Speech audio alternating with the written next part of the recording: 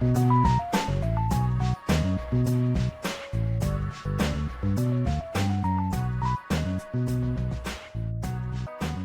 back to My Mythical Meta, your gaming podcast that's actually your secret friendship podcast. My name is Travis, and I'm joined by the entire crew. Hey. I've got Benjamin here. Hello. Derek is here. And once again, Randy triumphantly returns. Randy. The prodigal boy. Welcome back, everyone. We are doing another episode today of Magic Players Try Other Card Games. The idea behind this series is that we've acquired starter decks or precons for different trading card games. We're learning the rules, we're trying out these games, and now we're recording our thoughts from the perspective of longtime Magic players. We've been playing Magic for about a decade, and we're talking about how are these games as Magic players? Are they easy to learn? Are they difficult to learn? And then ultimately, if we think you should check them out. We are still on the road to 1K subscribers. And guys, we passed 640 subscribers today. All right. Nice. Woo! So awesome. Like, we started this sub drive at 300 in April with the hope of hitting 1,000 by the end of the year. And guys, I think it's going to happen. I think we are looking that way. Doubled our subscribers in 2 months. So thank you guys so much. If you've subbed, if you have not, and we have wheedled our way into your algorithm, please go ahead and click subscribe. Benjamin, tell our new subscribers about Eldorado Gaming's special promotion for our sub drive. As part of our road to 1K, Eldorado Gaming has provided a special code, ROAD15, to get 15% off on your first purchase at eldoradogaming.com. So now that you're here, you're watching this video, head over to eldoradogaming.com, find the metal dice, accessories, other cool stuff for to really bling out your game. Type in the code ROAD15 to get 15% off at checkout. And at the end of this episode, we do our ratings as dice. And so we're going to add a little product showcase at the end of this episode. So stay tuned if you want to see metal dice from Eldorado Gaming. We've got a Patreon shout out this week to Anthony. Thank you, Anthony. Anthony, a new full hardness Metapod member on YouTube. All right. Don't forget, guys, that we not only have our Patreon, but we do have YouTube memberships. And Anthony found us on YouTube. He has already sent us a deck list for us to review and create a Deck Doctor video. It is really exciting to begin growing our Metapod community. Yeah.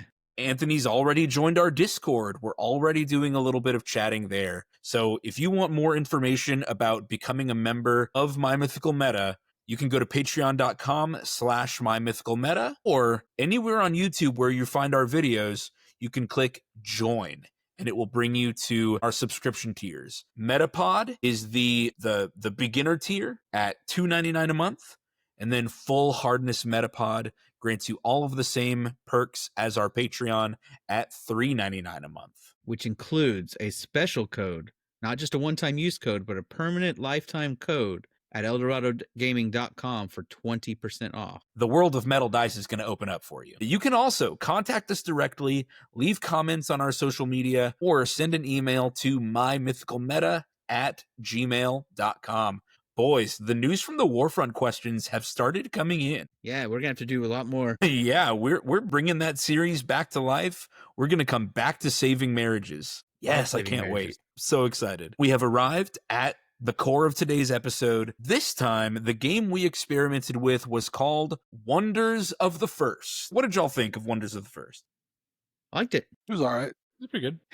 I liked it a lot. It was a lot of fun. It was a game that came out on Kickstarter last year, and I was one of the big backers, not like, mega top $2,000 backers. Yeah, I wasn't doing that, but I did get in and do a lot of add-ons. I got all the starter decks, play mats, multiple booster boxes, and I got in kind of big on Kickstarter because it looked interesting to me. So part of what I did is I got all the precons and multiple copies of some precons and gave each one of them a precon. And then while they were still in production, they sent out test decks that Travis and I played together at some prior conventions. And then once we got the actual pre-cons in, Travis and I had played a few games with those before we taught Derek and Randy this last time we got together to play. I could not find instructions for 4-player play. I think they're out there somewhere, but Wonders of the First hasn't really developed their online presence as well as the more established games like Magic. So instead of playing a 4-player game, we did one-on-one. So we kind of paired off, and it was me against Derek and Randy against Travis. And because Travis and I knew how to play, we sat catty corner from each other and then helped out the newbie kind of sitting next to us as we played. Yeah, so the new player was able to sit next to me or Benjamin, and we would be able to look over in their hands and offer a little bit of advice about how to play. So today's episode is Wonders of the First. Coming up soon, we have also prepared for Universus, Union Arena, and Flesh and Blood. These precons and play material are just about all already purchased. They're sitting in our backpacks and on our shelves, and we just need the game nights for them. If you can think of other trading card games that we need to play, that we need to review for you before you dip your toes in, leave a comment and let us know what other trading card games we should try. I think it's odd that we haven't talked about the biggest one in the room is the Pokemon, but maybe Pokemon fans will come out and tell us to play it. Come on, I've Pokemon played it. fans. I know what it's about. Now, Benjamin and I played a lot of Pokemon I still have in some middle decks. school and high school. I sold my collection over COVID, and I got about $3,000. So I was like, good job, middle school me. But also, the game has insanely changed since it began. So I am not against dipping my toes back into Pokemon, getting a new precon, and maybe not starting an entire collection over, but I can certainly grind out some Pokemon games with y'all too. I bought Ezra a precon deck last week. So I mean, it's free online. Yeah, but physical media, they can't take that from you. Let's do a quick overview of how to play Wonders of the First. There are some major changes between Wonders of the First and Magic, and the first is that there's a fixed time frame. This game takes place over 7 rounds. Each round opens up a new realm, and each realm has a stone. So in this game, you, the players, are stone seekers, and you are competing to control the most stones out of the 7 available stones. And then the game ends at the end of the 7th round. That 7th realm opens, you have 1 turn to fight for that stone, and then the game is over. Another major change is actions. You can only perform 3 actions per round. Those rounds can be play the cards from your hand, attack in order to control a stone from the realm, in order to gain a stone, draw cards. I do like that in this game, that there's just an established mechanic for how you can draw new cards. Yeah, if you've got nothing else to do, you're like, man, okay, I'm going to use this action to draw a card. Yeah, draw a card. That's kind of nice. Or some creatures or items or whatever, wonders, have abilities that you can activate that cost an action. Like I said, each of these realms opens in the next round, and then players alternate actions. They take turns until each person has run out of actions and passed. Once both players have passed, then the next realm opens. When you talked about new realms opening, each realm is like its own battlefield. So you actually have by the end of the game, you have 7 separate battlefields. Most of the battlefields don't get super complicated. You can kind of look at a battlefield and it might have 3 things on your side and 3 things on their side, as opposed to a game of Magic where all your stuff's happening in one battlefield. Round 1, you have 1 battlefield, then 2, and it adds throughout the game. And each battlefield is represented by columns. Yeah. So it's not like you need, long Stuffing tables. or yeah, you don't need 7 playmats. Yeah, you don't need 7 playmats or anything like that. Each one is a fairly simple column going across your playmat. Yeah. The other thing is, in addition to actions, there is energy. Energy is like your mana. It's how you pay for things. You get energy automatically at the start of a round. It's whatever round it is, plus the number of stones that you've managed to take. So if at the start of round 1, you get 1 energy. At the start of round 2, you get 2, plus if you took the stone in the first round, then you might get 3. Right, and so on. And there are other ways to get energy and or actions, but those are your resources, and you get them automatically at the beginning of a round to use throughout the round. And then it goes away. Anything unused just vanishes, and you start over fresh at the next round. And so you don't necessarily need to accumulate your own resources. Like in Magic or Pokemon, y'all mentioned Pokemon earlier, where you have to build lands and energy into your deck in order for it to operate, you could theoretically use just the actions and energy you get from the game rules to play out your cards. Yeah. Cool. I think it's important that we start with things we like, things that make this game appealing. And Derek is going to start us off. What's something that you liked about Wonders of the First? Yeah, if you've ever played a Commander game, you know those things can take an hour on a good day and 3 to 4 on a bad day. Just one match. So having this game is over in 7 rounds is how long it is. A But definite countdown, though. when you start feeling that, like, the end's almost there anyways, it's real easy to just go ahead and power through, get out of the game, and start the next one. Sometimes when you're trapped in a Magic game, you're like, please, just knock me out so I can leave. Let me go home. I like that a lot, too. Me too. There's no surprise win out of nowhere. If you've got a game plan, it's got to go to round 7. And also, no long games. I imagine that tournaments, when it gets there, are going to be very, very reasonably paced. Yeah. I think it's great. I mean, a game where everybody knows the rules. I can't imagine a game going longer than a half hour. Yeah, I agree. And that would be a long game. Yeah. I felt like because realms 1 through 3 should take no time at all. Yeah, you just don't have They the should resources. zip, zip, zip, zip. I bet at higher levels later on, once you get into tournament territory, I bet you the whole thing's gonna be 15 minutes. Maybe, but I can already see the makings of Rube Goldberg machines where rounds 5, 6, and 7 could start to go somewhere. Because I mean, the deck I made is focused on amassing a huge amounts of actions and energies that could take a while to. Yeah, but I guess what I'm saying though is it's like when someone's at the point of like they're playing it in like a tournament, they know the deck, they know the combos. They're not but we were sitting there, even though y'all played a little bit, thinking like, okay, if I do this, then okay, planning this the works turn together. out in your head and stuff like that. We all know those people. We see them in Magic. They're like, all right, I'm done. Yeah. It's just like it's like they did 20 things. Yeah. Someone's gonna know like I have these 3 cards in here, and that's the combo, and it does this. I could see going 15 minutes for like a game. Yeah. And or be like you have 30 or you have an hour to do best out of 3. Yeah. I think that would be very reasonable. I think so. An hour to do best. You of get 1 3. hour. Yeah. Best of 3. Absolutely. I also kind of similar to the limited overall game time is limited time waiting, because the other person can only do one action and then it's back to you. So unless it's the end and they've somehow accumulated like 3 or 4 actions, which is possible, and you've run out of actions. But unless that's the case, during the game, it's back, forth, very little downtime. I liked that a lot too. Something that I thought was kind of cool is that limited actions, limited energy, limited rounds, everything you do felt very important. Like the decision making. And it's because I'm still a very new player. I found myself feeling, and I liked this feeling of being like, oh my God, everything I do is so important right now. Like I have to decide, am I going to play this card from my hand and build my board? I can build my board, take a stone, or look for better cards. But I can't do it all, and I can't do it a lot. Right.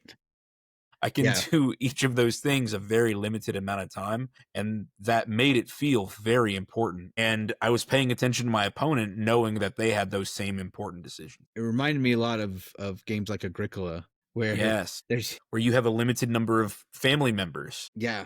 And you have to pick the 4 actions on the board you get to take that. Yeah. And especially in the mid game where you have 3 actions, but there's 4 or 5 realms open. There's no way you can defend them all. Yep. It's just like, I agree. I thought that was a great feeling. I can see how some people that wouldn't be a plus. I can see how if you're the type who wants to be in complete control of your game, that can feel very stressful. But I think it makes for more strategic gameplay, because you have to decide where you're going to put your resources. Yeah. I felt like a war general, like an emperor, being like, I can't defend all the fronts, so I have to choose where I'm going to commit my resources to. Yeah, it gives you a real sense of like urgency and like also like agency, knowing it's like what I do really matters because it is so limited. Benjamin, give us another one. If you've played Magic for a while, especially competitively, you know that there's a lot of shuffling. A lot of the good cards are searching your deck, searching for lands, the tutors and all of that. Once you shuffle at the beginning of the game, there's almost no shuffling. There are cards that say to dig for stuff, and it says seek, and it's some number. So basically, you reveal or look at the top 3 cards or top 5 cards, and if it's not there, you don't get it. And now decks are only 50 cards instead of 60 or 100, so you're more likely to find the category of card it tells you to find. But you look at them, you take the one that matches it, you put the rest on bottom, you keep playing. And I think that really streamlines even the games that are saying dig, dig, dig and search. Love that you just stick it on the bottom. Yeah. Yeah. Like, don't spend another 30 seconds. Like Randy just said, the time feels urgent, and you want the gameplay itself to also feel urgent. Yeah. Plus, I bet by eliminating the need to shuffle, it hopefully will cut down on people trying to like cheat and like, you know, shuffle like, oh, I know exactly what card I need to the top, and I'm just gonna be polite and hand it to them to cut. I'm gonna be one of those weirdos that just puts it right back there and pretends like nothing happened because no, I have my card up top. Yeah. Like, no, you don't need to do that.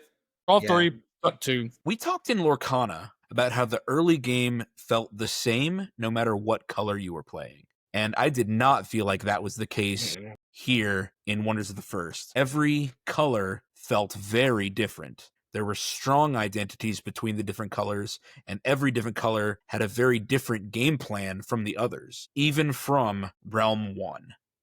Even in Realm 1, your 1 and 2 cost things felt different from each other. And I think now is a good time for us to describe the colors of the decks and the general strategies of the decks that we decided to play. Yeah. And just for clarity, they don't call them colors or ink, they call them orbitals. I think the idea is that there's this kind of galaxy of places where all these things are happening and they're being mashed together in a sort of Alara style, like planetary combining. The realms are converging. Crashing event. Yeah, I think. I mean, there is a lore, and that is one of the nice things, but we didn't kind of get into that. But I know it's out there, and there is a comic book, and there's some online stuff. But anyways, they call them orbitals, but they are loosely like the magic colors. That I felt was easy to understand, even though it's not called red. Like the cards that had red frames were about dragons and goblins and aggro. Dragons, very goblins. Angry. It still felt very aggro. Yeah. Dragons, so Randy played Solfera. Ooh, mystical. Yeah, which is the red color. And that was red. Derek? I played Treya, which I hope I'm saying that right. It's the green one, the best one. It wanted to play lands and kind of, I guess, get more actions that way, so that way you can cast big fungus men thing and I guess win through just sheer power. Yeah. Did you win both your games? I don't remember. You were playing some big beefy creatures. Yeah. Yeah. I remember thinking, okay, good. I've got my 7 power in this realm. And you're like, this thing is 16 power. Like, man. This one creature is 16. Jeez. Yeah, that was insane. Did you win both games or one game, Derek? Bench and I were playing against each other. The first game I played was against my pre-constructed green deck versus his pre-constructed black deck. And I think I won 7-0. Yes, you did. Or you 6-1. You did win 7-0. Yeah. I don't know if I got lucky. I don't know if the deck is strong or what happened there, but it did give me a false sense of security. And then Benjamin played a deck he actually built himself, which maybe you should talk about, then we can talk about that game. Yeah, go ahead, Benjamin. Okay. So which one am I talking about? Well, I guess the black one. Just do both. Yeah, just do black and then. So the black one is actually, the orbital is called Umbrathine, and it's kind of a put things in the graveyard through self-mill, sacrifice, whatever, and then reanimate it. I feel like it's a little light on the reanimation, so I think that ultimately the enablers were weak, and Derek's creature, they're not creatures, they're called wonders. Wonders are your creature. Derek's creature, get it right. Derek's wonders were so big, and I didn't feel like the wonders I was reanimating were bigger than the things he was just putting straight on the battlefield. And Benjamin, when we did our practice games at Millennium Con, that's how I felt playing the black pre-constructed deck also. Is like, if I'm supposed to be reanimating, the things I'm reanimating are supposed to be gigantic threats. Yeah. Not Corpse of Saint Bob, who is a 2. Like, do you remember Saint Barnabas? Yeah. Corpse of Barnabas or something like that. It's the remains of Barnabas. Remains of Barnabas. Which, if you're a Magic player, is basically reassembling skeletons. Yeah. Or they come back. Yeah. I mean, there's some bigger stuff in here, but nothing that No 16s. nothing No. quite that big. Dealmaker Palladius. It's a real Which cool you card. said has a low cost but high power. Only costs 1, but it's a 6 power. But you can't play it unless your opponent controls a stone there. So they've already got more power than you. You can't get ahead. It's a catch-up card. But I think one of the themes of this deck is it actually lets you reanimate low-cost things, and that's one that you can kind of be like, haha, I just reanimated a 6 power thing with a 2-cost spell or something.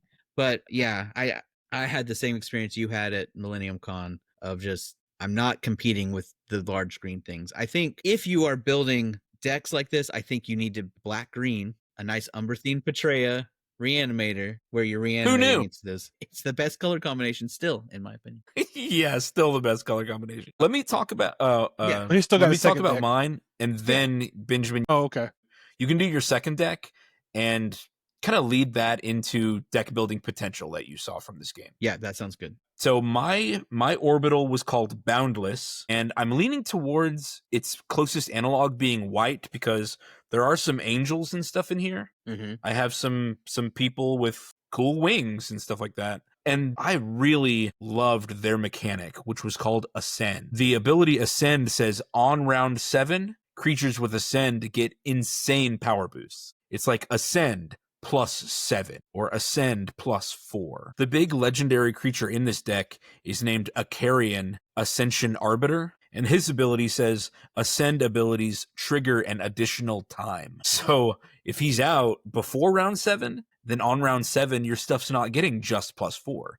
It's getting +8 instead. So the idea with my deck was to establish a little bit of presence in every realm, and then on round 7, you attack in as many realms as possible. And it worked perfectly in game 1. I was able to win, and Randy, I don't remember how many stones it was to how many. The first game Was the first game 7-0 for us too? I don't think it was 7-0, but it was like 6-1. 6-1 or something like that. It was definitely a landslide victory. There. Yeah. But in our second game, it was the complete opposite. Randy with though. Yeah, so in our second game, Randy's red deck was all about like accumulating stones really early in the game and then building value from having those stones. Because his stuff would say like, if you control a stone at the beginning of your turn, add 2 energy. So he would have like bonus energy to spend on his turns in a way that I couldn't catch up with. It was really, really cool. So now, Benjamin, tell us about your custom built deck that you used using your booster boxes, and use that to lead us into potential for deck building. I think there's a lot of potential from deck building, even just from this first set that came out. And I put together a Sulfera Petrea deck, a red-green ramp deck, essentially, because I kind of took what I knew about Magic, which is that in a game that I know is going 7 turns, I don't have to worry about aggro necessarily, right? There's not life points. That's true. And so I know that in Magic, if I know a game's going long, I want to be in colors that are going to accumulate value so that, like you said, on round 7, I can overwhelm my opponent and finish that way.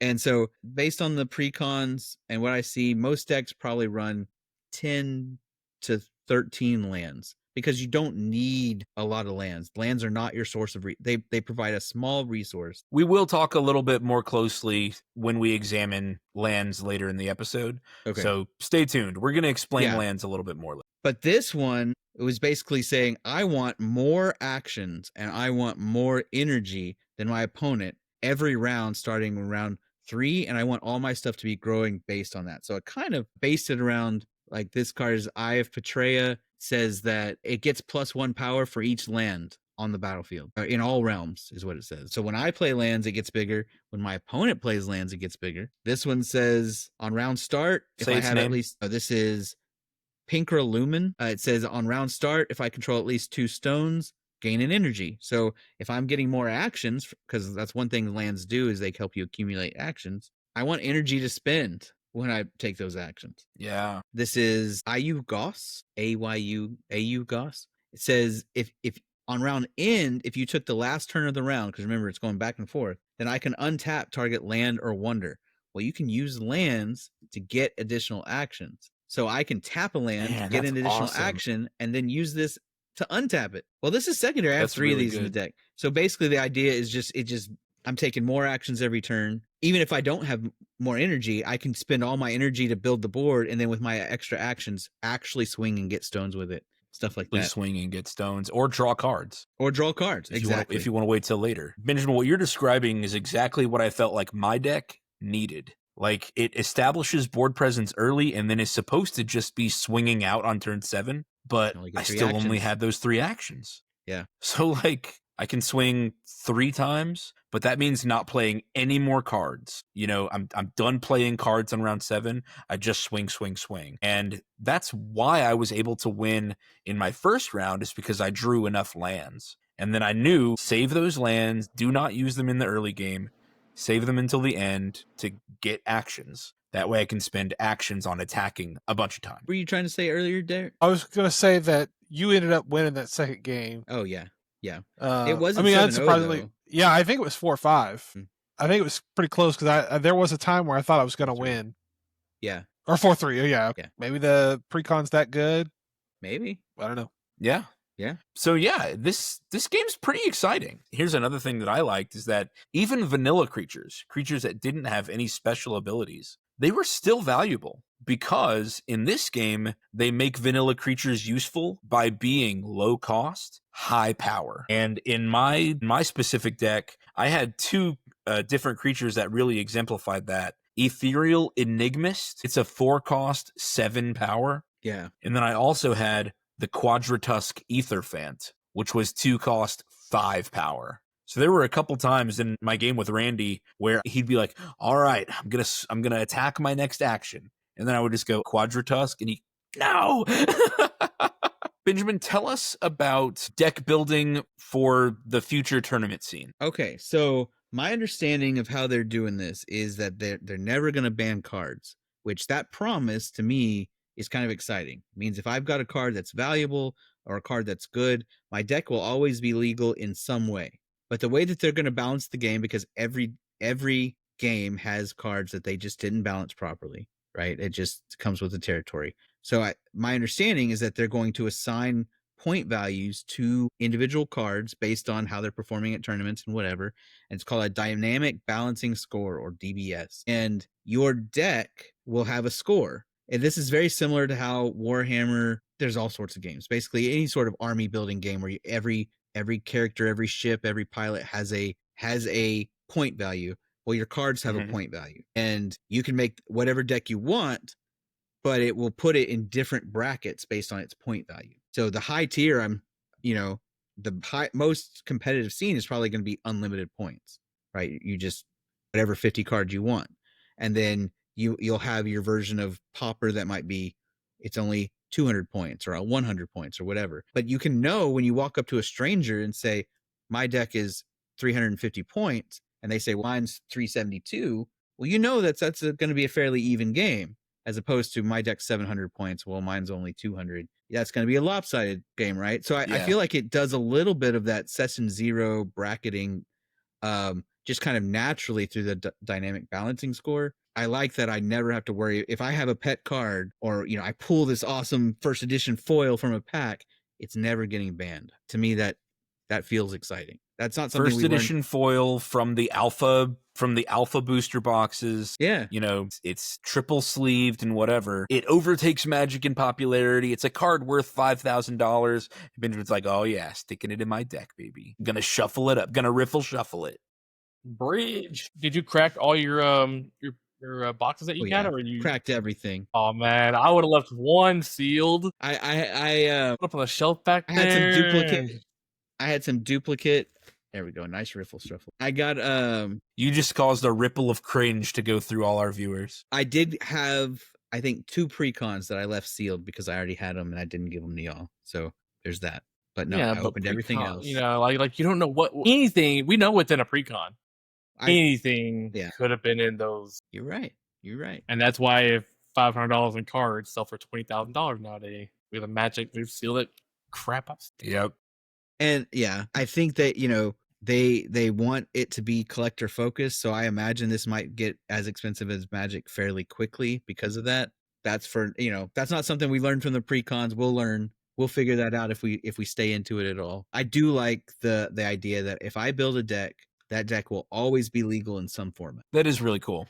I like that a lot. Real quick, the fact that you get resources a certain number at the start of every turn meant no one was ever screwed or flooded. All right, so those are all the things that we liked about Wonders of the First. A limited time frame makes it feel urgent. Limited actions make it feel urgent. Make every deck or every decision feel important. Lots of potential. Even your vanilla creatures are good. Different strategies for different colors. Everything we like about Magic. And some things we don't, or some things Magic doesn't have. So I think this game has a lot of pluses going for it. And now we're going to shift to some things that we did not like about this game. Things that turned us off or were confusing as Magic players. Who wants to talk about lands first? Yeah. I think this was a huge source of confusion. So I hope that even in this episode, we can explain it in a way that makes sense. So Benjamin, can you start us off and tell us what lands do and how they work? Okay, so lands do two things for you.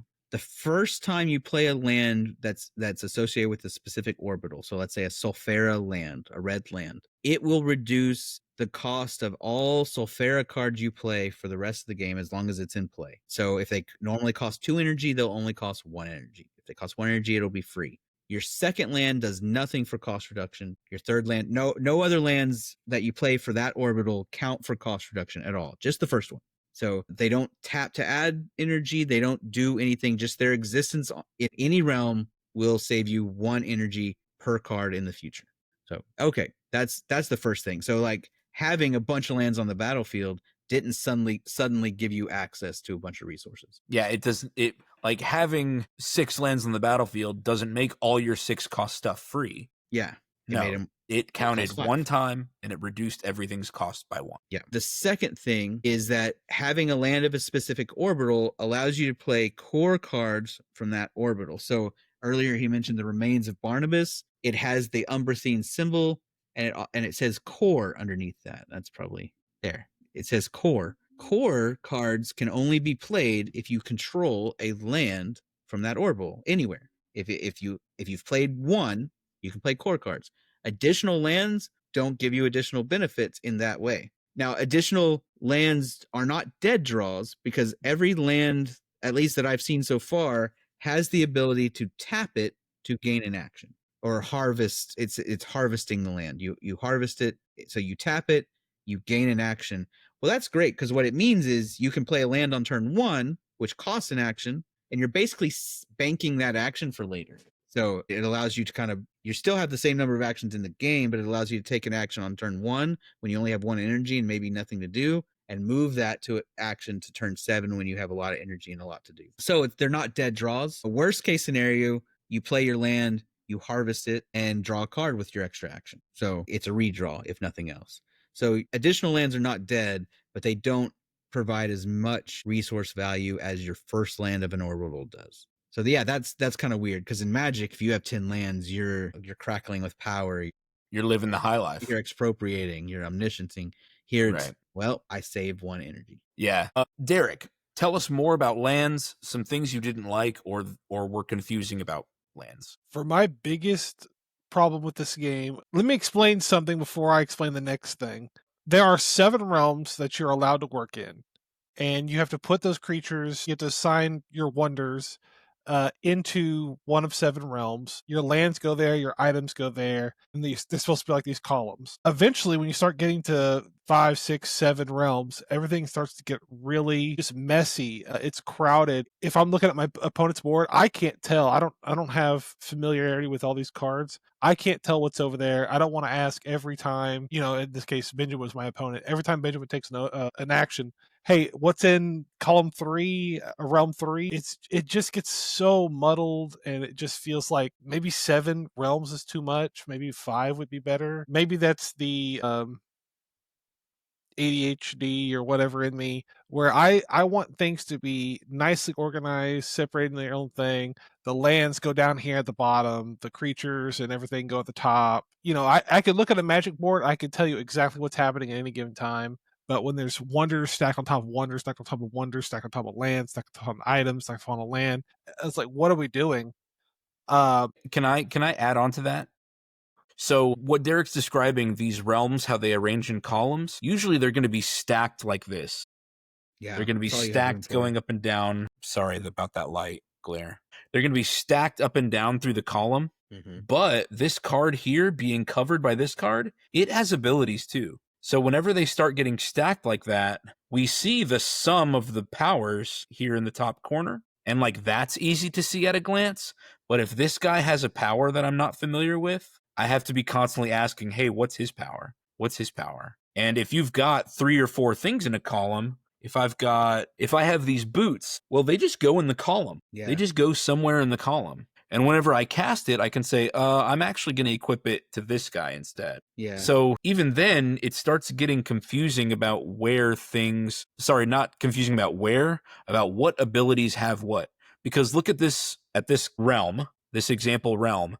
I've got this creature, an artifact, and a creature, both of whose abilities are covered up. Yeah. And early on, that's not so bad. If you've got 2 or 3 things, you can spread them out. Yeah. Right. It's like in the early game, I could column them like this. Yeah. But yeah, if you start, especially the realms 1, 2, and 3, because they're open early and continue to be fought over, they start getting all this stuff. Let me play. Let me play. Now I got to put my land there. Well, I want to add something to this, and I think the issue is because we are coming from Magic, where that's how we stack stuff. That's our issue. Like, just stack it the other way, because now I can see. Well, even then, what you're Get your having head out of your ass. What you're doing is you're I'm having just saying- to. I'm just saying, like, that's the flaw of us coming from Magic is we think of things in one way, and then it's like, well, let's just change the order. That's The way you're doing it is that you're having it like on the side there.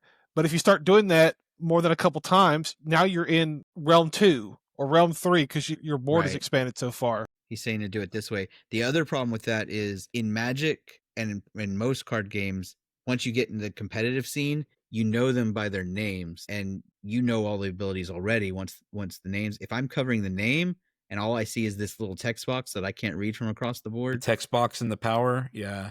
Yeah, like this is good for beginners. This is going to be better for enfranchised players. And okay, well, whenever you get good, then you can stack it that way. As someone who never cares to learn what like this card does this, and I know exactly what it does every single time I see just that name. I don't care to learn that. I would rather have this. I don't care that this is a dragon. I care what does the dragon do. I don't need to know this information anymore. This is all just fluff. That's the important stuff that I need to know. I mean, he's right. Yeah. When And Randy's right. then maybe I do, get good and learn a little bit more, and maybe I can eventually do it the other way around or whatever, that way. But me, yeah, that's all I need. And yeah, it might get a little bit, but they're all going the same direction. At least you can kind of tell it's just 7 diagonals now. Fair enough. Yeah. Okay. So all of that, so I can explain this next thing. You tap your things, your wonders, your lands, your whatevers, and that's like you've In taken order an action to to do activate that. abilities. Yeah, activate their abilities or harvest them or whatever you have to do. But you don't untap.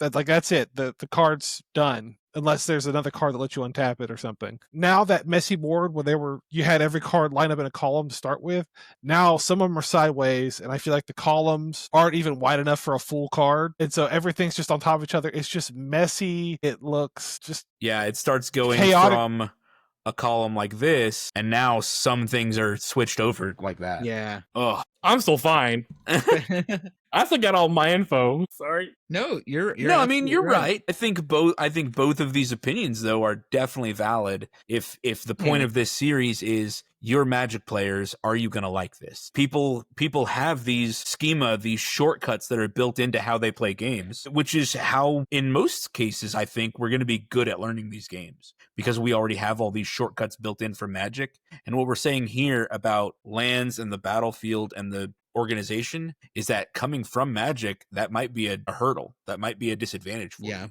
It's a crowd. You're going to have to relearn how to play a card game in a different way. Yeah.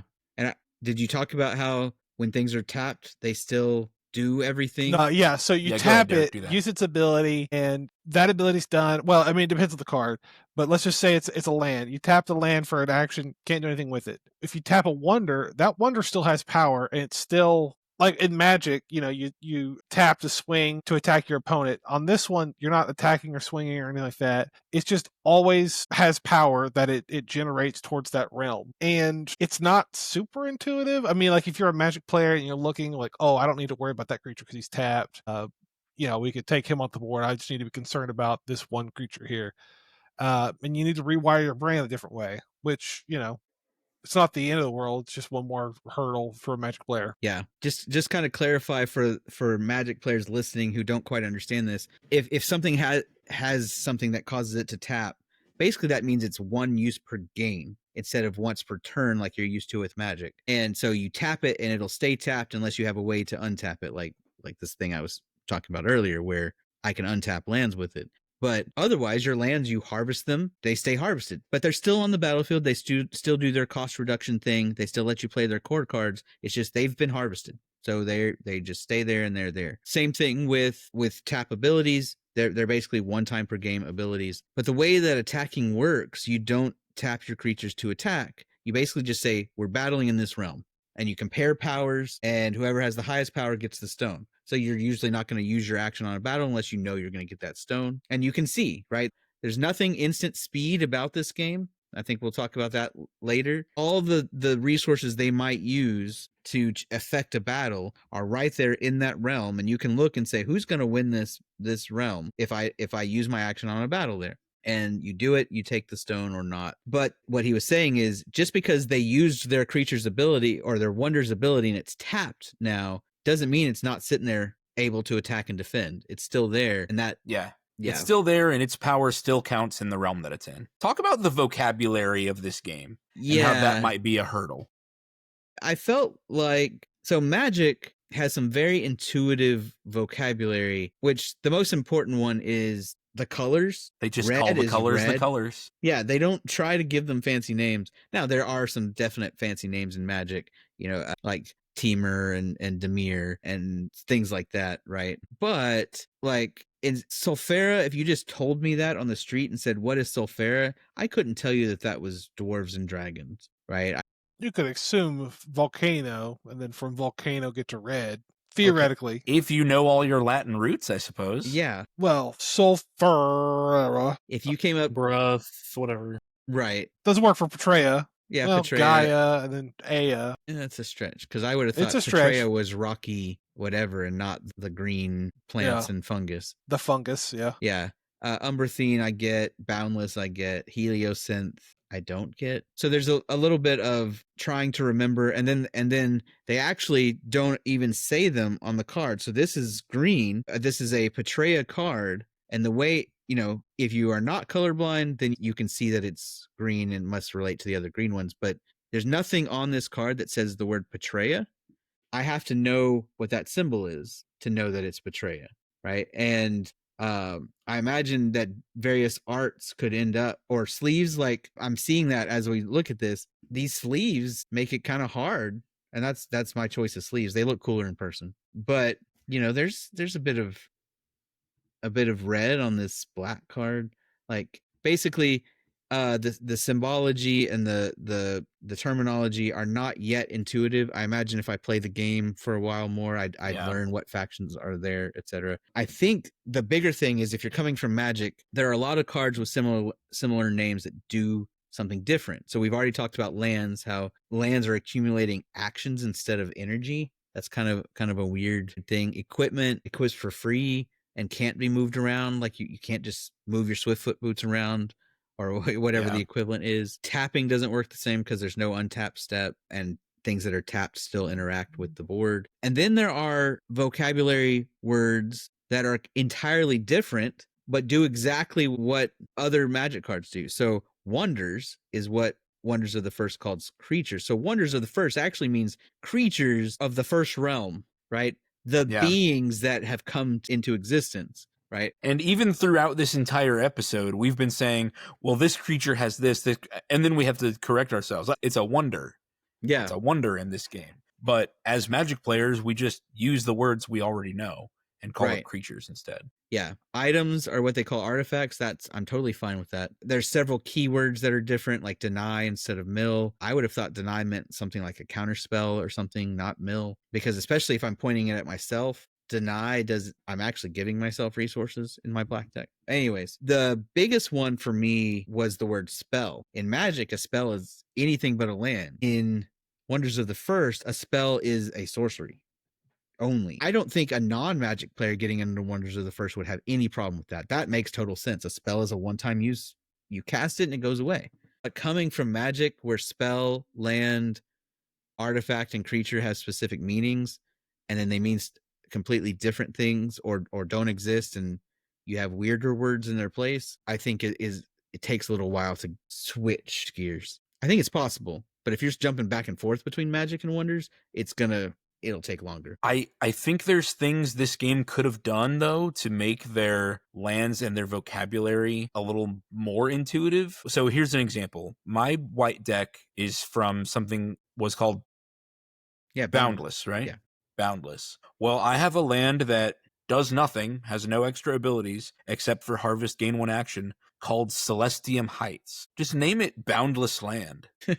Right? Like, put the name at the top instead of whatever else. I have the Ethereal Enigmist. Call it the Boundless Enigmist. Like, there are ways that they could have incorporated these core orbital names into the names of the cards, I feel. Yes, I agree. And instead, they just said, let's come up with as much crazy vocabulary as we could and just kind of shotgunned it onto the cards. What it feels like in some cases. I agree with that. Benjamin, you were going to talk about this, but I want to talk about this instead. I cannot find this game anywhere. When we started playing, because Benjamin said, yeah, I have a new constructed deck that I made originally. I started looking because I had played the game as much as you, basically. Yeah, basically. And I was like, I wonder what's out there. I mean, the only people we had played with was each other. Yeah. So I was like, I wonder what I could do. What can I do with this? And I cannot find it. Your options for Wonders of the First are basically eBay. If you weren't on the Kickstarter,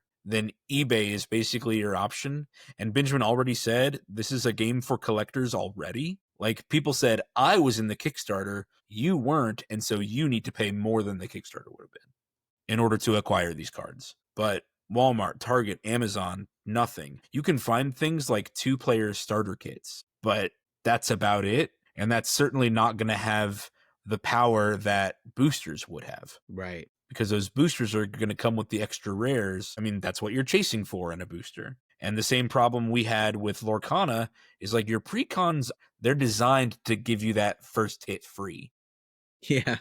That itch. And that's what I experienced, was I have the desire to deck build, but at this time, I mean, the game is out, but you cannot find it anywhere. Mm-hmm. It's supposedly out, but I can't find anyone retailing it. Well, until they pump up production, I guess it's Derek's favorite word, Proxy. Yeah. I mean, Well, even I was Magic's trying to gotta look find up the the list. deck list online, and I couldn't find anything. So yeah, like I don't even know how you would proxy if you can't even like look at the card list okay, of what they have. you can go to compete.wondersccg.com/cards and you can see all the cards there. It's a rudimentary. That's probably what I'll end up using for card images for this episode. Yeah, that would be where to get them. And it's like a rudimentary Scryfall or whatever. You can find the cards and you can search for certain cards with certain text on it or whatever, which obviously not part of our review, but I feel like they could do better on it looks really cool searching for cards. Obviously it's a new game, so they need to get a lot of their competitive infrastructure worked out, like how to find the balancing score for different cards. I have found them, on a spreadsheet. They need a tool, and I bet it's out there somewhere, but they need a tool where I can plug my deck list in and it'll spit out a score, as opposed to me needing to score it myself. Just sit there with a pencil and paper and find out the score. Right. And then when they release the new competitive balance scores, I would have to do that again instead of going to my Architect link and just seeing what the new score is. I imagine that's coming soon, but it's not there yet. Yeah. All right. So do you want to add anything to the things you didn't like? Last one, the rule book says that it's for 2 to 4 players. We couldn't think about how to make 4 players work. So that's why we had to do 1-on-1 twice. instead of 4-player. Yeah. Like, how do 4 players Fight for like control of a realm. for control of a single realm? Yeah. That would be weird. Yeah, I don't know how that works. So I would like them to put some work into publishing a multiplayer rule set, which is going to be way more complicated than, say, Lorcana was. For it scaled easily, Beautifully, from 2 to 3 in my to 4. opinion. Yeah, because each person's on their own adventure, basically. Of Right. like, I got to get myself to 20. Not, I got to control most out of 7 realms. Right. So because in a 4-player game, that might end up looking like 2. Yeah, if you control 2, you might win. That's right. Okay, so let's jump now to 3. the things in the game, the things in this design that we think are up for debate. You might like some of these things, you might dislike, and I'm going to go ahead and start with that you gain energy every turn automatically. And there's no amount of deck building that changes the amount of energy you gain every turn. Like, I guess, well, the ability to take stones is what would change your energy. At the beginning of each round, remember that it's round and then you take turns within a round. The turn number plus the number of stones you control. And then that just happens at the beginning, and that's your number of mana for the turn. And that's it. So maybe it's very Hearthstone-esque. It is Hearthstone-esque. Well, I was thinking like Randy's Sulfera deck, his red deck, is designed to claim stones early, and then his cards generate value from having stones. But that value also comes from the energy he gains by having them. A deck like mine, where it's designed for a late game rush, well, I'm going to spend most of the game without as much energy as my opponent because I'm not going to claim those stones yet. So there is a bit of agency here, but there are some Magic players who just say, I want complete control over generating my resources. Like, it's not fair that Travis's deck that doesn't claim any stones still gets 7 energy at the beginning of Realm 7. I can have no stones at all and still be ramping up my energy production throughout the game. Some people like that and some people don't. Yeah. I mean, as much as people hate Magic's mana resource system because sometimes it leads to flood and sometimes it leads to screw, ultimately it's one of the best things about Magic as far as giving you control over, like a red deck might play 18 lands and have so much gas, and a control deck might play 28 or 30 lands, and just because they're trying to outspend their opponent over the course of a long game. And there's a lot less incentive to do that unless you're playing like a dedicated land deck like this one. And I see the benefit of that, right? Like when we played Pokemon and you needed energy for all your different attacks and stuff, and you just couldn't really ramp unless you were playing Blastoise. Yeah. I remember. Yeah. And this is similar. There are ways to ramp in a dedicated ramp deck, I think, but it's just the lack of variation is good and bad, right? I think it makes for a better competitive scene. I don't know. I guess it's probably more competitive, and that's probably a good thing. Yeah. But well, we're doing a lot of shrugging in this category. That's why it's up for debate. Some people are going to like it. Some people aren't. It's just something we want players to think about. Man, Derek, hit us with this next one. This is my second biggest complaint, and I think I'm maybe more critical than the rest of you guys because it's not up for debate for me. It's straight up, I hated this about this. The art for the cards is AI art, and Benjamin has said it's AI assisted art, where I guess they had AI go through and then they had real artists touch it up and fix it up and stuff like that. I'm looking at these cards. I mean, I don't know when the Kickstarter was, but we're talking about like early AI art images. Like, this, we're talking about like, this was done when the Kickstarter was going on. So is, the stuff that we have now, like today, is light years ahead of what we had, last year or something like that. Right. I agree with you. And like looking at all my fungus guys, they all look the same to me. This guy is a red little fungus guy, and this guy's a little green fungus guy. And it looks like the AI prompt was just like, make angry red turnip fungus and like make a cloudy like background or something like that. Yeah. Like it just, they all have that same, like, maybe I'm being too critical because this was Kickstarter and they probably don't have tons of money to go out and hire artists to go do every single thing. I do believe in supporting the arts and all that stuff, but God, it takes me out of it when I'm playing with these cards and seeing this art. I'm like, I cannot get into it. It is the biggest killer for me. Yeah. The reason this is in the for debate, in my opinion, is I do feel like there is he says, hey, they all look similar. To me, I look at these and I say there is a consistent artistic style and theme for this orbital. And I say, in a way that sometimes, for the most part, Magic art is amazing. But there are times when I look at a piece of art in Magic and I look at, There he is. There he hold is. on. Hold on. Derek, tell me the name so I can put up the image for everybody else. This is the Rootling Terror. Rootling Terror. Ugly. Got it. That's so. Put that up there in recording. Let me see. Derek, that was a very strong rebuttal. I appreciate the comedic timing. It's like an angry red I wasn't even testicle. trying. I was just like, it's still the same style. Like it's like comparing Rebecca Guay and Seb McKinnon and RK Post, and they're all in the same deck. And I'm like, these could come from different games if it wasn't for. I know what you're talking about, Benjamin. Yeah. Whereas this one, it's like if I see a Wonders of the First card, I know. I mean, I assume, like, I've not seen a card like that. It does look AI like It feels AR cohesive art. though. But it feels cohesive. It's a complete package of like this is a set.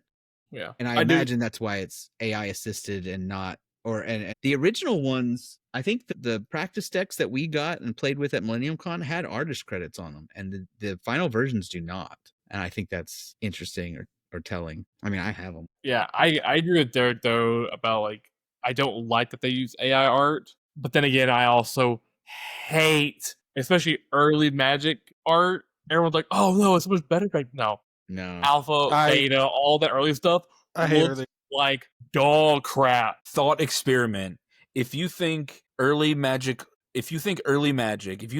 Garfield would have had the chance, would he rather spend $15 on an artist and get a piece of dog shit, or use AI and get something relatively interesting? Is this current day Richard Garfield, or is this like this is early 1991? I'm saying 1991 Richard Garfield. If he had the opportunity to get art that looked like some of this stuff here, this is Stoic Temple Guardian. It's awesome. White Rocky Lion. If Richard Garfield had the chance to get stuff like this, and he had to settle for Rebecca Guay for $15 per art, I think he'd probably go for the Rebecca Guay. What'd you say? Is it Rebecca Guay or Gay? Gay. Rebecca Gay art. I say Guay. I feel like that art style was so indicative of the early 90s with like fantasy novels and the whole genre. That's true. I feel like he was tapping into the lifeblood, but now I see it and I'm like, early 90s was an ugly time though. You know what? I'm gonna. Everyone was so happy about Herloon Minotaur, and that was like, this is the most.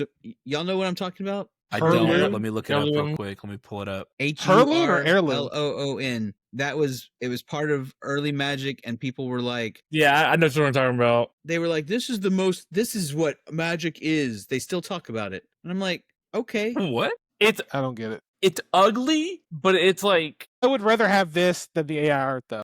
Yeah. Like this looks technically difficult, but it's just like it's an ugly creature, but it's done ugly well. On purpose. It's done well. Like the art is good. Yeah, but it's because it's good at being ugly. It's ugly. I can see the artist's like personality in this, or not the personality, but like the you style. mean in like the marks on the face and like like those were things that she chose to do, and it gives personality to this card. The AI art generator they use on this thing is like, I don't know how to make a turnip man, and it just shot out to what we got, and it's like, I'm sorry. Hey, look at the one I just put in the chat. That's my counterpoint.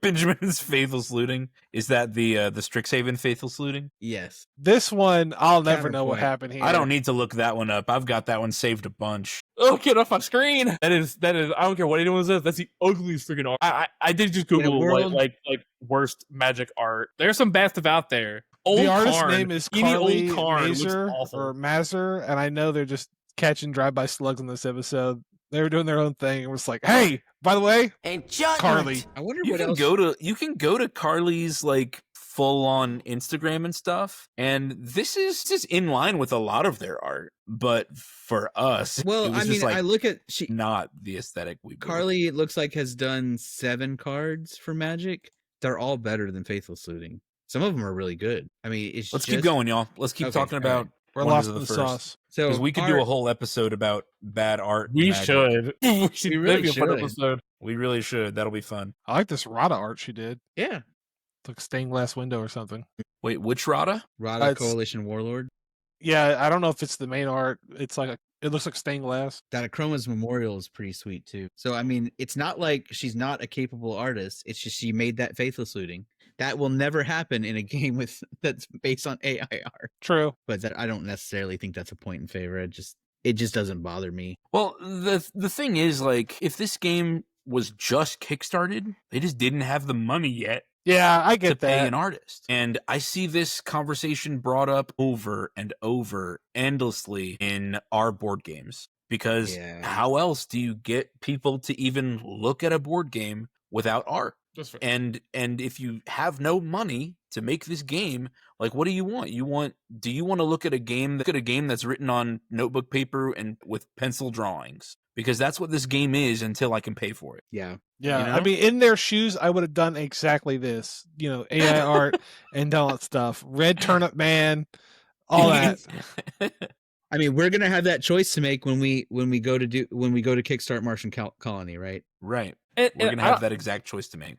I don't think anything's wrong with it if y'all want to like start with the AI art as like just to kind of get people.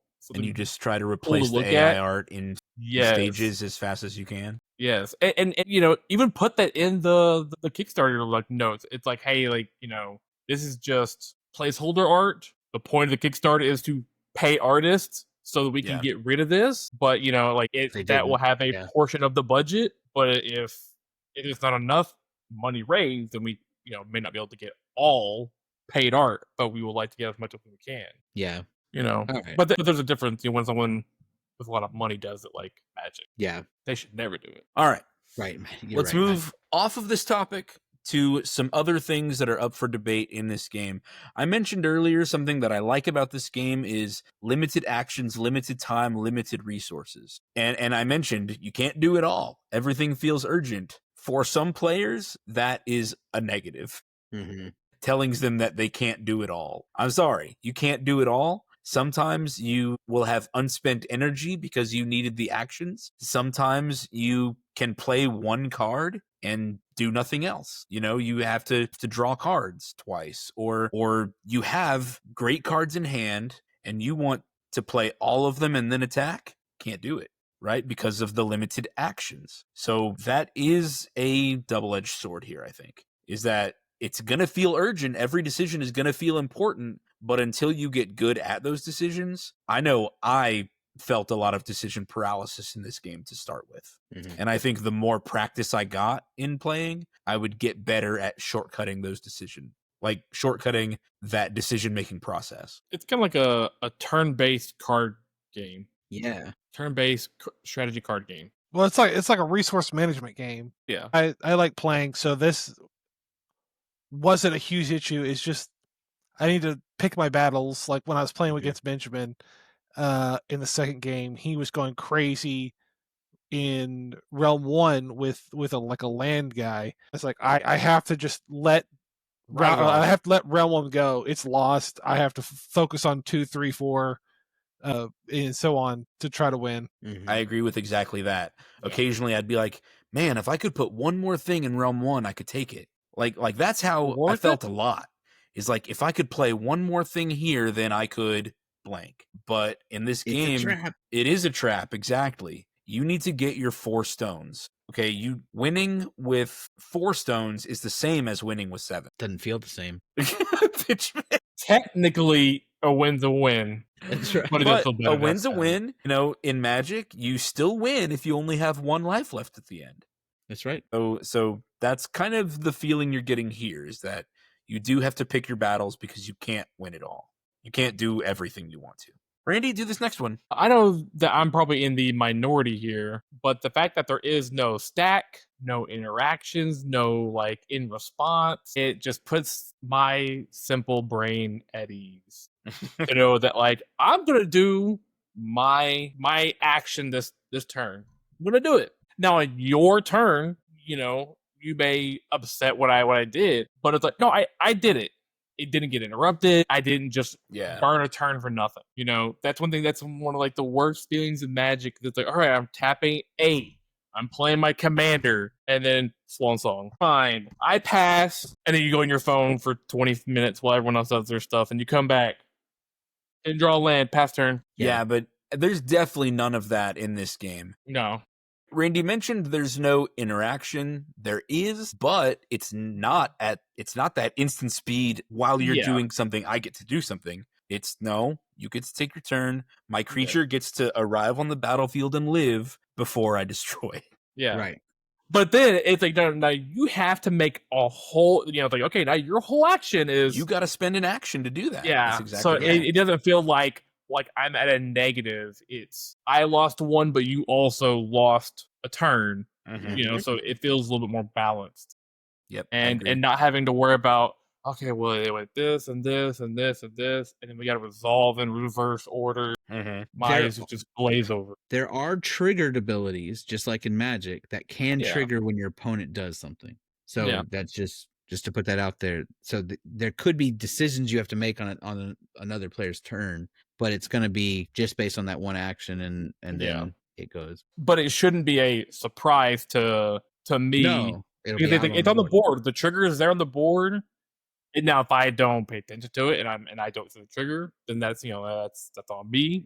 That's probably going to happen. But yeah, just get out of here with blue control. Yeah, there's a blue control precon, and it's all about bouncing and moving things around, and it's not. I'm cool with that. Yeah, it's not counterspell, and it's not. Oh, you move to swing, return everything to your hand so that you don't get that stone. If you it's not etherize. It's not etherize. It's if you attack in a realm where you see you have greater power and you read the board correctly, it's gonna succeed. You're gonna get the stone. I know exactly why you like that. I'm dumb. What? It's because I'm dumb. No, I mean, yes, but no.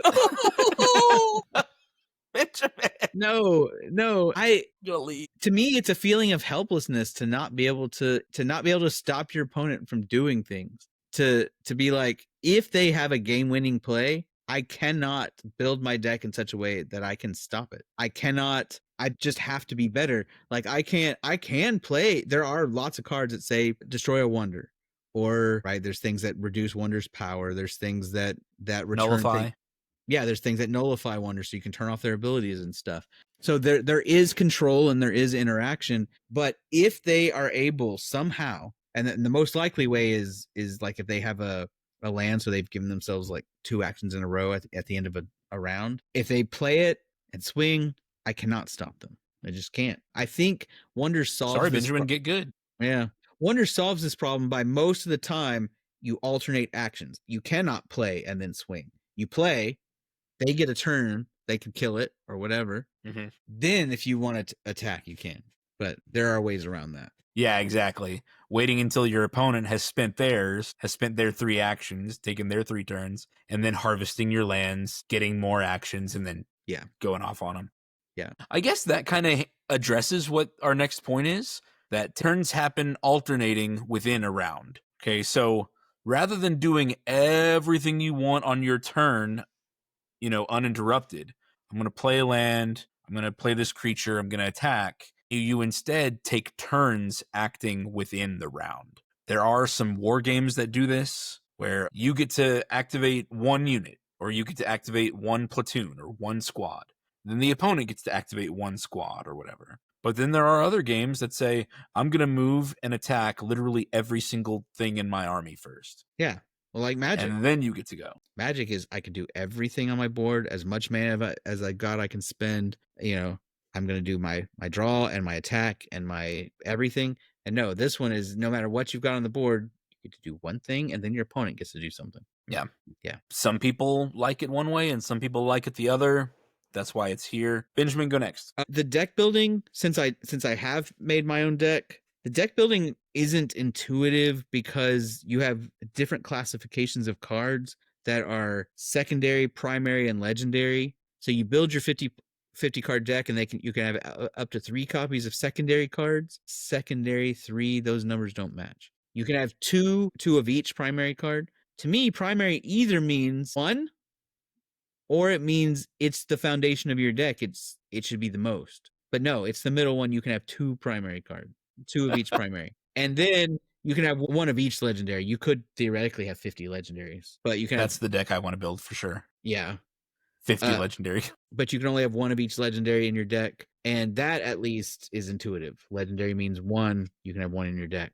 But it does mean you have to look, I'm sure the more you build decks, the more intuitive it'll get. But when you're deck building, you have to check each card for how many of it.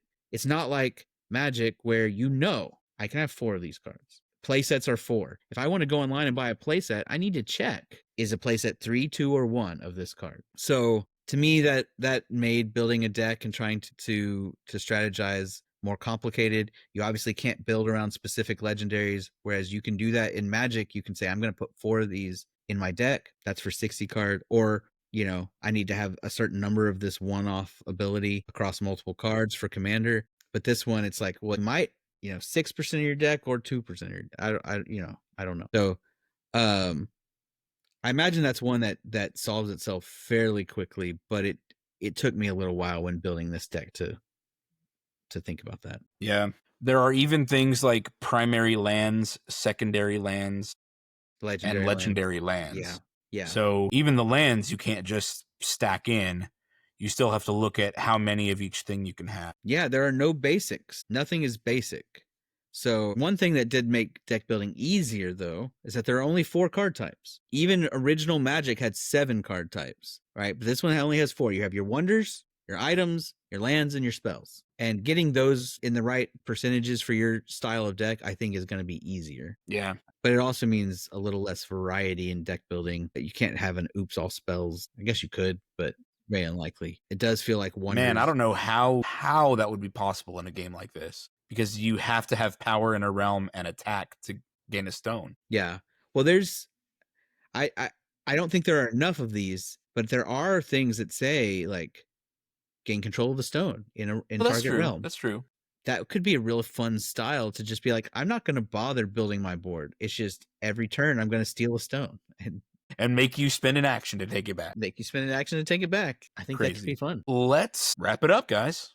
Let's give it our ratings and then give it our overall final thoughts as we do our ratings. And the way we rate our games here, our sponsor is Eldorado Gaming. We do metal dice and gaming accessories, and we are going to rate our games from a scale of dice. A D4 is the worst game possible, and a D20 is the best game possible. And today we are showcasing, Benjamin, I finally took these out of the wrapper, the cheese dice. Hey, here, come on, camera, focus. Gotta let it load up. Delicious. There you go. Now these dice are metal. They're not made of silicone or acrylic or plastic. Beautiful. Tasty. And extremely high readability.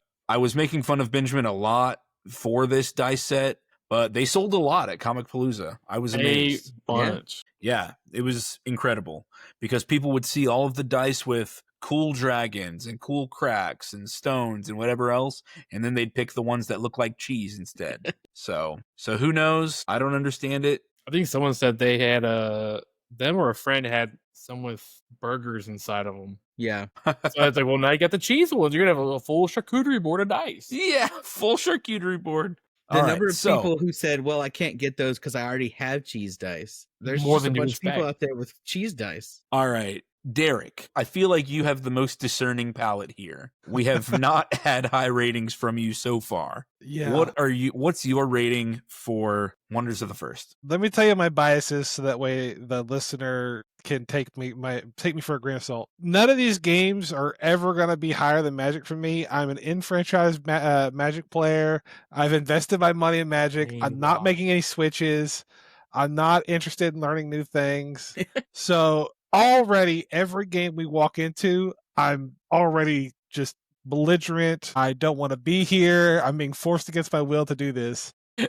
So I Derek's am an not old giving dog. these games a fair shake. That being said, I give it a D6. It's not the worst game I've ever played, but it is. Room to grow. I feel like it has to do a lot for me to like really come back and want to play it again. Not necessarily the game's fault, like I said. The AI art takes me so far out of it, and It's the hard. clutter of. I mean, I hate clutter, so that being like such a big issue, and I know this feels so nitpicky, but the good news is that if you don't care about that art and you don't care about clutter, and those being my two biggest issues, then you're probably going to enjoy this game. I don't have many other complaints besides those two, but those are so, I guess, against my character or like what Your makes me me. aesthetics, your aesthetic Yeah, preferences. yeah, You want your game to look a certain way, and this one just simply does not. And I get that. yeah. I think So that's fair. Yeah. yeah, once we get further in the life cycle of this game, maybe they like hire new artists, maybe things change or whatever, maybe we can revisit and my score changes, but D6 is what it is now. They What could I'm- make a decision to change the format of the cards. Like, all of that is still possible. This game is brand new. Yes. What I'm picturing is they're gonna figure out the realm issue by making larger playmats that are 2 cards wide, and so Well, you're then we're looking gonna at get those to extended playmats. we're I gonna get think to a that's- point where we need bigger tables now. So then they come out with bigger tables. Well, now it doesn't. That's their growth They already margin. got is- bigger imagining- tables. I also wish this game had multiplayer. Maybe they'll come out with it, but you know, I come to hang out with you four or you three plus me, and doing 1v1s is not how I want to spend the night. all totally Randy. fair. Yeah. I'm gonna give it a D10. I mean, that's kind of like right on the middle. I had fun with it. I have no allegiance to Magic, so you know, I will sell this entire collection behind me in a heartbeat when the day comes. I like that it was faster. We're not sitting there for 3 hours. Just all right, you know, I'm mana screwed or whatever it be. It's like, oh well, someone's playing a deck that just counters mine. I'm just stuck here for 3 hours while everyone else fights, and I'm just resigned. I want to clarify that not all of our games take 3 hours. No, not all Not of that them. bad, guys. But Derek No, and it's- Randy like to exaggerate on that point, but every time it comes up in one of our shorts, it's like 2 we hours. get comments that are like, "Oh my god, 3 hours! You What are guys y'all doing?" suck. It's not always that bad. It's like hour and a half to 2, probably on average. Hour and a half to 2, probably. Yeah, Yeah. But the 3 hour ones are the ones that suck. those are the ones you remember.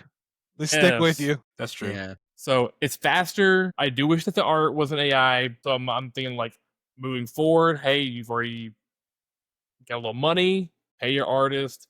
I don't have an issue with the columns. Use my stacking method, not, you know, don't be so Set in your You know, ways. ingrained in Magic's order of operations. There is no untap, upkeep, whatever bullcrap, you know. I mean, there is. But it's not the same way Magic does it. I had fun. Could be improved. Randy's last sentence basically sums up my opinions as well. I'm giving this a D10 also.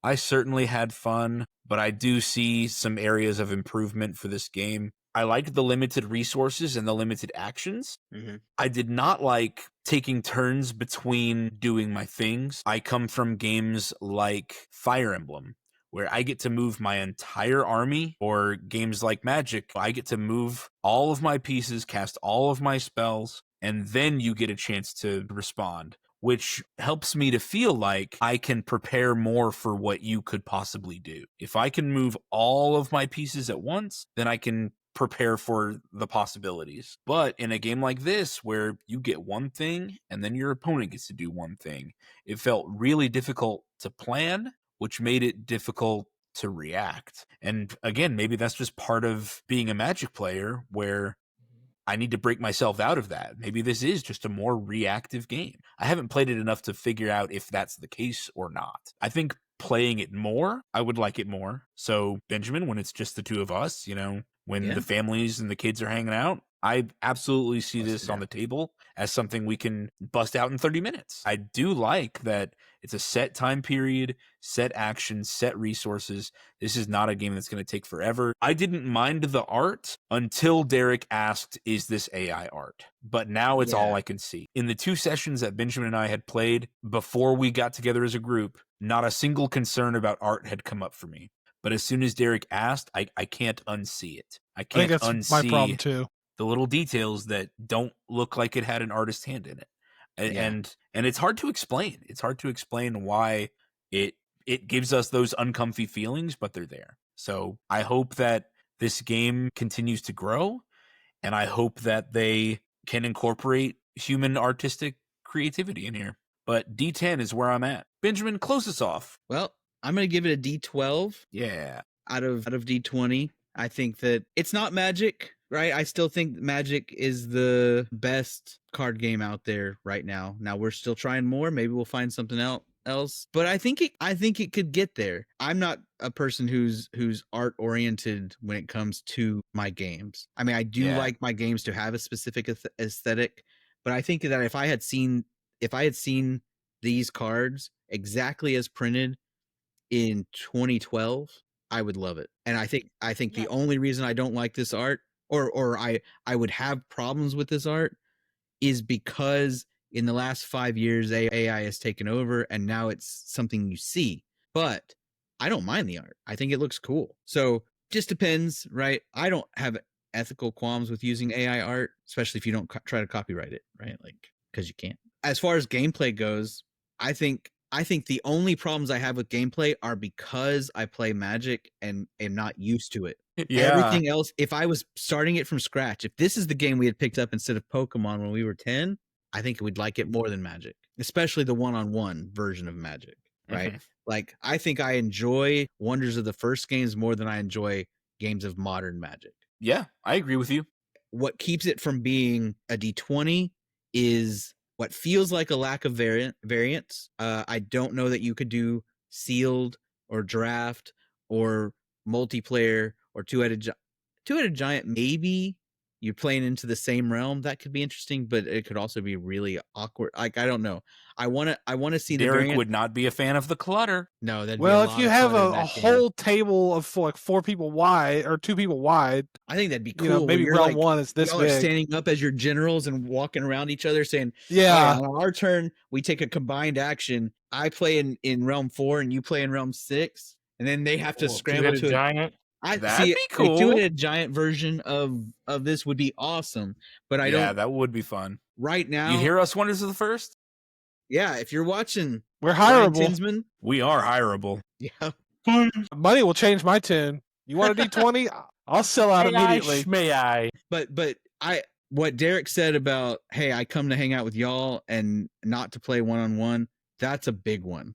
And it just, I feel like even if the variant was there, unless it was done in a really clever way that I'm not seeing, it just wouldn't feel right. Like, this is a 2-player game. Like, the rules don't feel like they scaled the way that Magic, or, because multiplayer Magic existed before Commander and it scaled just fine. Right, Lorcana scaled just fine. I don't know how you would do Yu-Gi-Oh or Pokemon, but I'm sure they might exist. If Pokemon figures it out, it's going to take over.